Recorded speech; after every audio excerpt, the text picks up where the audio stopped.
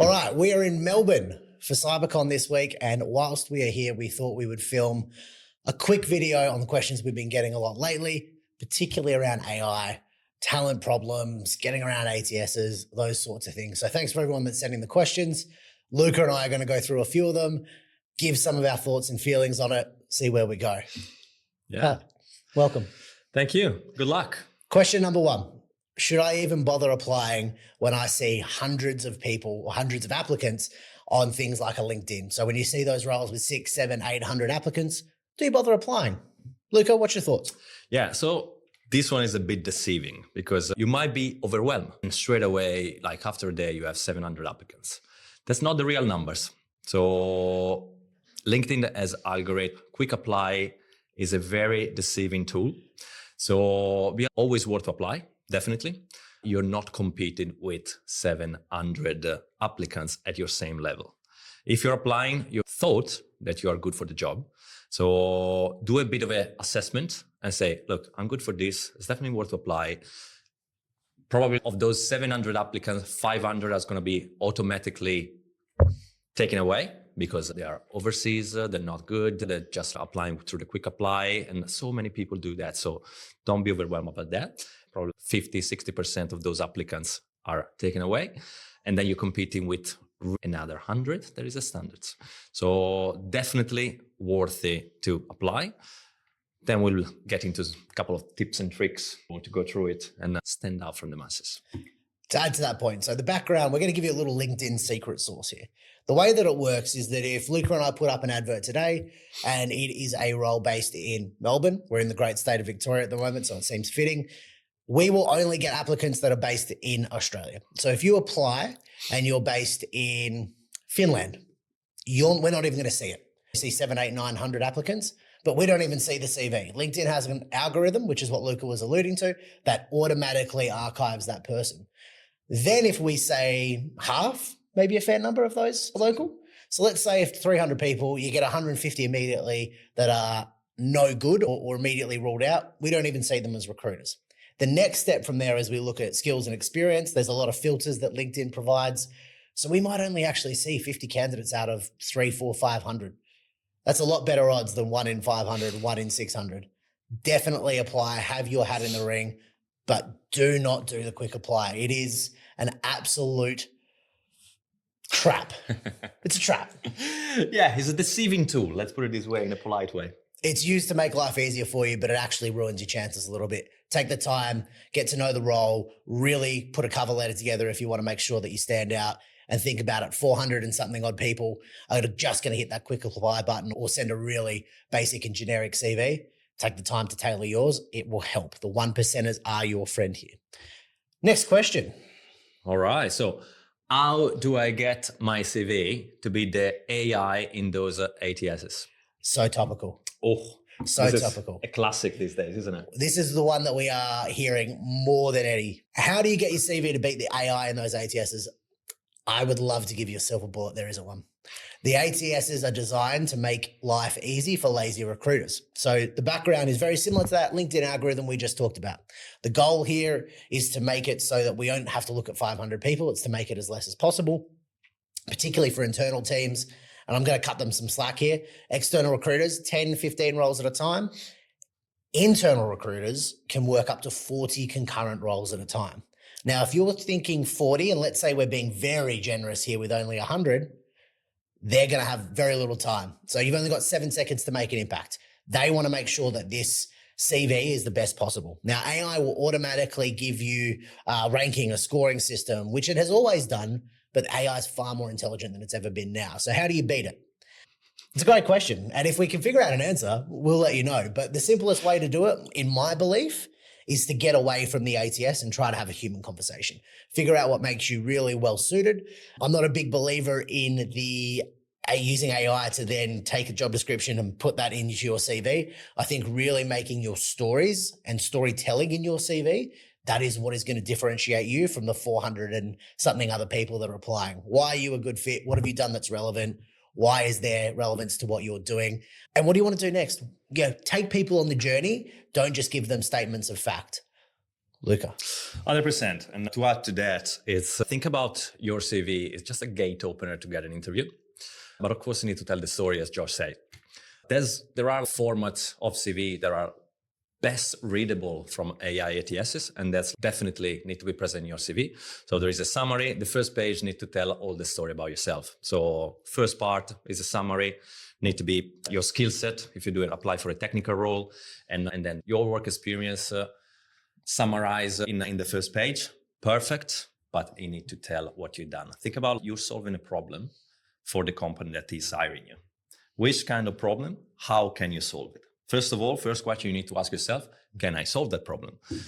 And then you need to put it in your CV in the first page. Being realistic about what you're applying for. Absolutely, yes. Yeah. We always say, especially these days, quality over quantity. If you're just there and clicking apply on repeat, it's not going to solve you anything. You're probably getting 1% if you're lucky, because you're competing with everybody else doing that.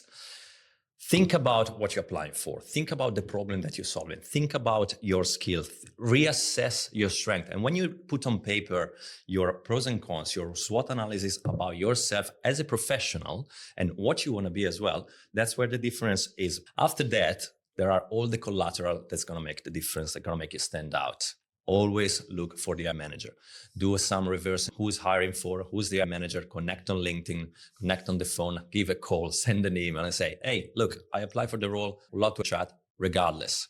That will give you the 1% that is going to make a difference at the end of the day. They don't hire you for that? Fine, they don't hire you now, but they will remember. So you might get in touch. These guys might know some people that is going to hire for the same role. So the referral game is what is going to make the difference in the long term, and you expand your network, so it's always a win. People buy from people. Keep that front and center. People don't buy from ATSs. They buy from the people. They want to get to know the human being behind the CV. We like to think we're very good at bringing that human being to the front. That's what makes us different. ATSs are actually dehumanization engines. They're not there to help you. They're there to help lazy recruiters get through more applications. But again, we have some faith and sympathy for our friends with 40 jobs and thousands of 100%. applicants. And also, look, AI is an ever-evolving space. We are in a period of change. Like ATSs, weren't that smart, are getting smarter. Of course, use some buzzword if you apply for a cloud engineering role. If you are a software engineer with just from, maybe don't apply for a security engineer with 5 years experience. Just be realistic on that, be real, and be smart about it. If you apply for a Python role, explain your Python experience. If you apply for a security role, explain your security experience. If you're looking for a security operation experience, put all your experience in that and word in a way that is going to showcase your achievement against the duties that were in your job. This wasn't a question, but because you've dived into that, I'm going to go into it too. The best format, I believe, for CVs is very, very simple. Job, title, paragraph, background, history, why you were there, what you did, responsibilities, boring things that are on the JD, was responsible for a team of 26, managed blah, blah, blah, blah, blah, blah, blah. Achievements. This is where you shine. Talk about what you did, the outcomes. Raise revenue by 36%, acquire new targets, new clients that were X, Y, and Z, delivered X under time and budget. These are the bits and pieces that people scan. 7 seconds. That's all you have. 7 seconds to make an impact. So make sure that you're making it easily readable. No big, long word, salad type pieces. No one wants to read all that. They're not going to. Make sure that you're highlighting the part that you want them to focus on. People just think it's, again, statement of facts. No. What is going to really impress the person that's reading it? If you're speaking to someone who's hiring BDMs, talk about the BDM experiences Luke was just talking about. Generic CVs are not your friend. Make sure they're tailored. Into our next question, which is relevant in that sense. Should I be putting my CV through AI to match to the JD? Well. Always here. Main tip is be real. You can make your way, to say it politely, you can make your way to a certain point. If you go there to the interview, you make it into the interview while you literally done everything on AI with your CV, what you're going to go at an interview stage. They're going to ask you a question around your CV and you're not going to be able to answer. So that is going to cause only harm to yourself and your brand and your future. So don't burn your chances lying on your CV. So you can use AI to help, rewarding especially. use the prompt intelligently to reward what we just said. Use the number, talk about your achievement. If you're applying for a security operation, you have a lot of experience in a security operation role. Talk about what you've done. You reduced phishing scam by X%. Instead of saying, I raise awareness within the company. Yes, everybody does that. That's in the job description. What actually have you done? That will make a difference. So yes, ask AI, prompt it, go back and forth and dialogue with it to reward your achievement and your wording in your CV, but don't lie, don't scam. You can make it to a certain point and that is going to cause only harm. It's a me, not we. I know it's the opposite of what you want in a team culture. This is your resume, not your team's resume. Talk about what you did. What was your impact personally? Yes, it could be as part of a wider team. As a matter of fact, it should be part of a wider team. But what did you do that made a tangible impact to the outcome? That is what they want to see. A lot of people say, as a team, we did X. No, great to know, but it's not relevant to this discussion. Talk about how you contributed to the wider X, whatever that may have been. That's going to separate you from the people that don't want to talk about, oh, I did this, I did that. That's why I have the achievement section. Really use it. When it comes to AI, I totally agree with Luca, which is going to surprise so many people. I don't think we ever disagree on very much. AI has its place. Do not rely on it.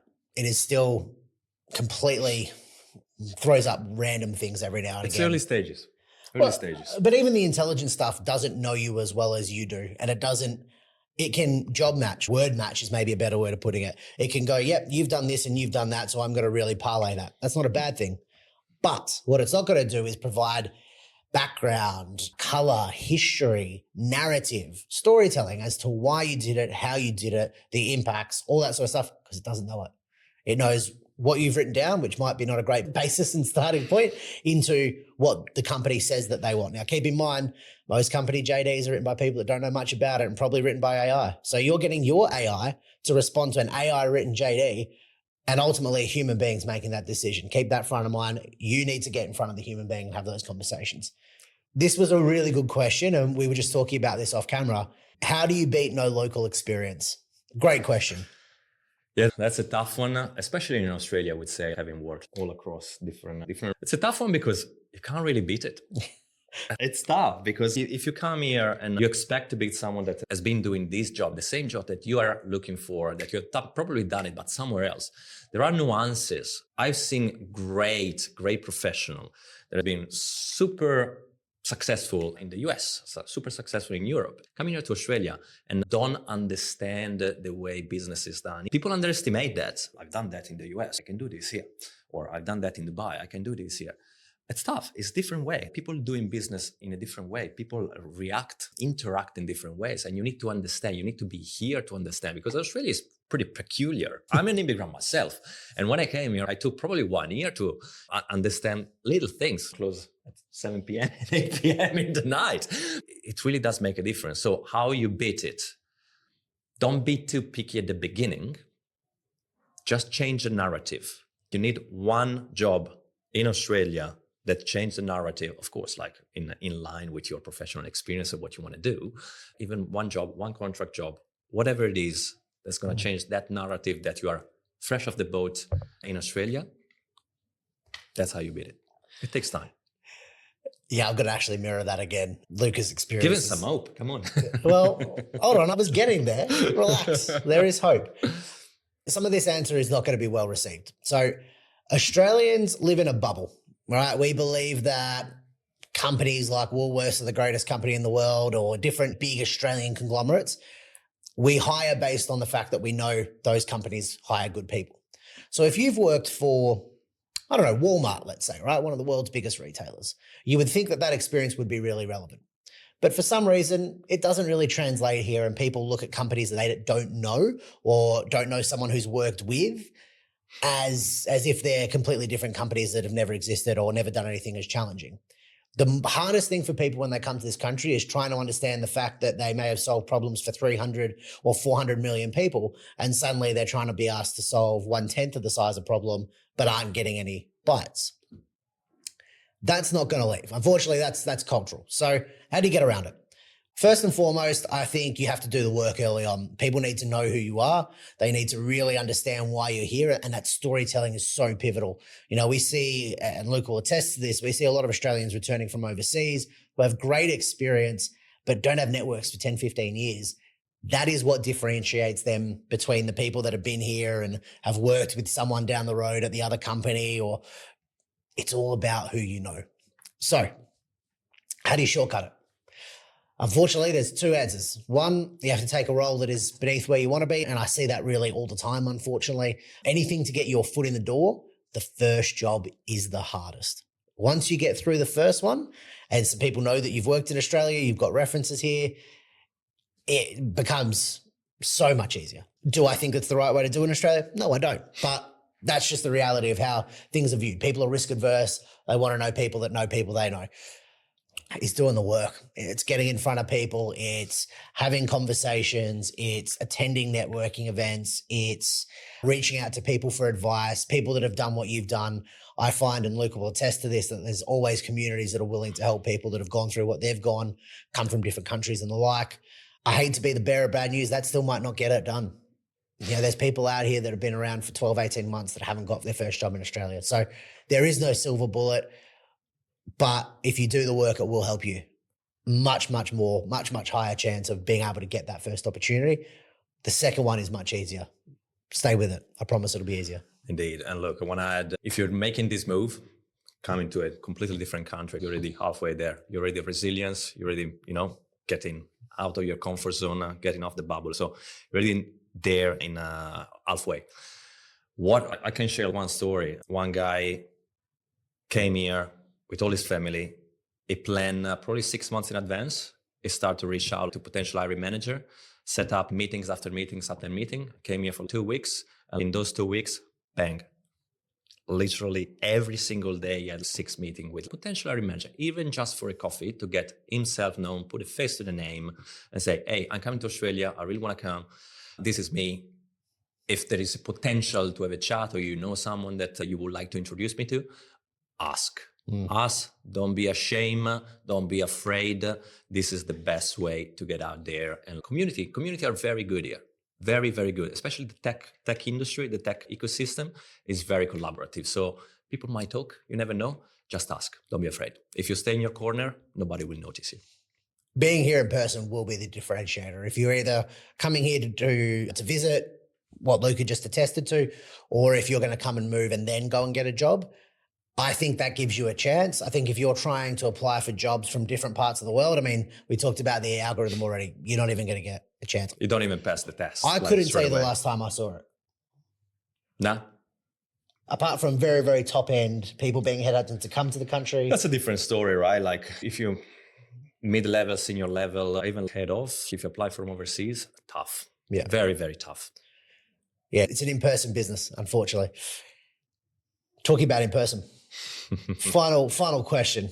What can I do to make myself stand out and actually be reviewed by a human? This is the crux of the question. This is the good stuff. What do you got?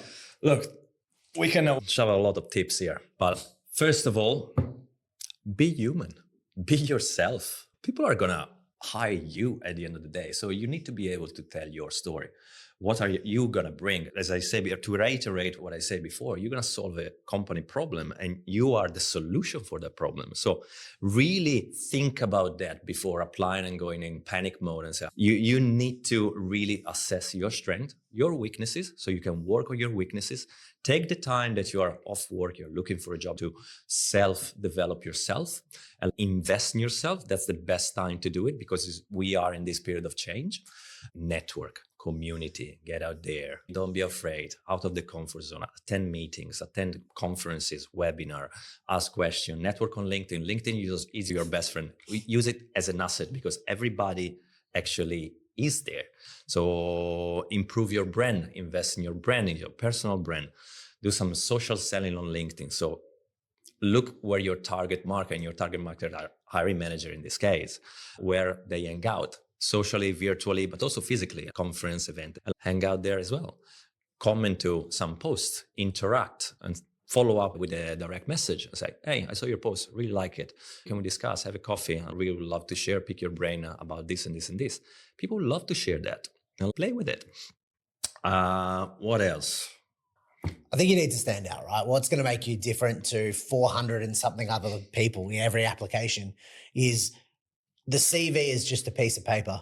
It's very easy just to click a red box that says no, and off that CV goes.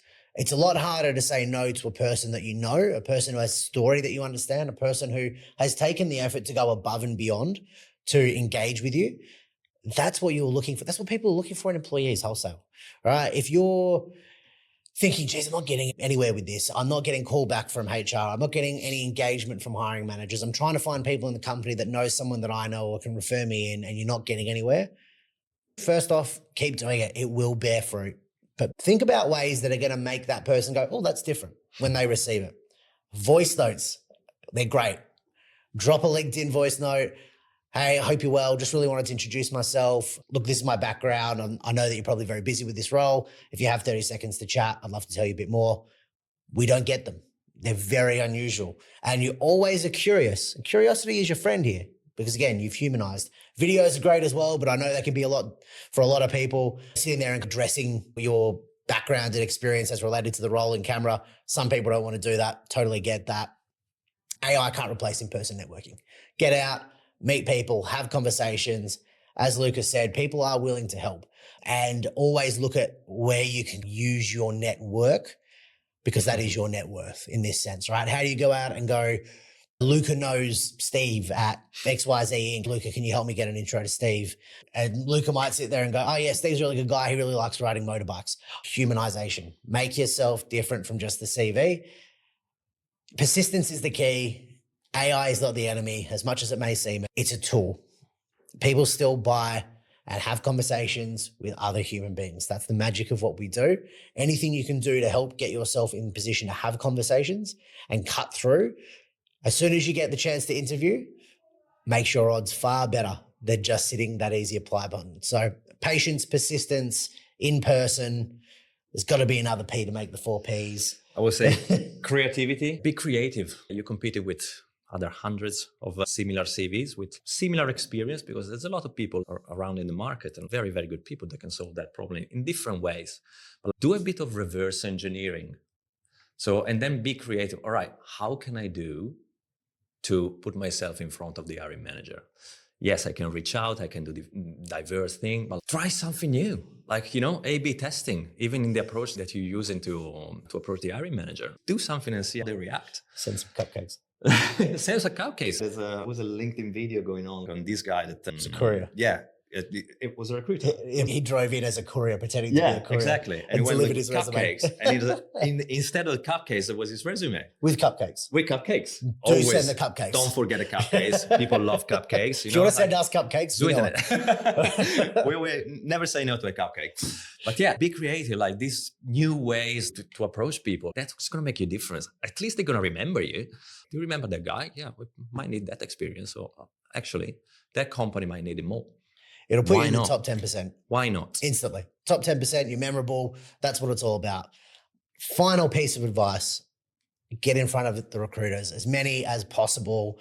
Find out who the best ones are from people that you're meeting at these events and ask them for some tips and tricks. Now, we're not perfect. We're all going to give you different, sometimes conflicting pieces of advice. I'm sure that this video will have conflicting pieces of advice to it, but we all have different strengths and weaknesses and different relationships. Yep. And our job is to essentially walk you to the front of the nightclub queue, get you past the bouncer. The rest is up to you.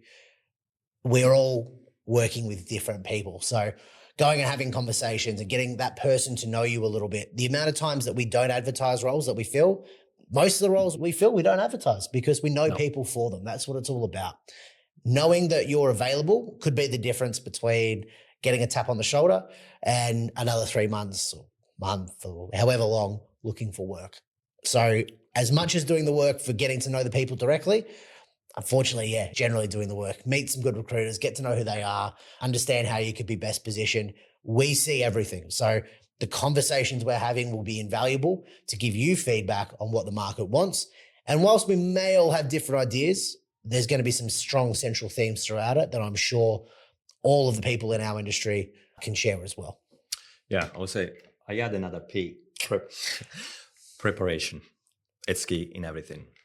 Preparation when you apply for a job, preparation when you prepare for an interview, preparation even when you ask for people for their time. Time is the most important asset that people can give you. Whether it will be us, recruiter, hiring manager, internal recruiter, HR, etc. We all short of time. So if you go there and ask for time, even for picking the brain, a mentorship, a coffee, etc., prepare before, prepare in advance. Yeah. Because if we give you that time, and people will give you the time, you need to be prepared to use that time in the most efficient way as possible and get something out of it. And of course, bring some value as well. So it's always share experience between you and your hiring manager, or you taking time off. Prepare yourself, do some due diligence on the company, on the background, and what you can bring and what you can ask and what you want to get out of it. Because that's the most important thing in everything. All right. Well, that's been the questions that we've asked. Hopefully that's been relevant to some of you. If you've got any other questions, feel free to send them to us. Voice notes are always recommended. Exactly. Happy hunting out there. If we don't answer straight away, we will. It just takes some time. We bombarded by messages, so we try to do our best in that. We're cutting that part.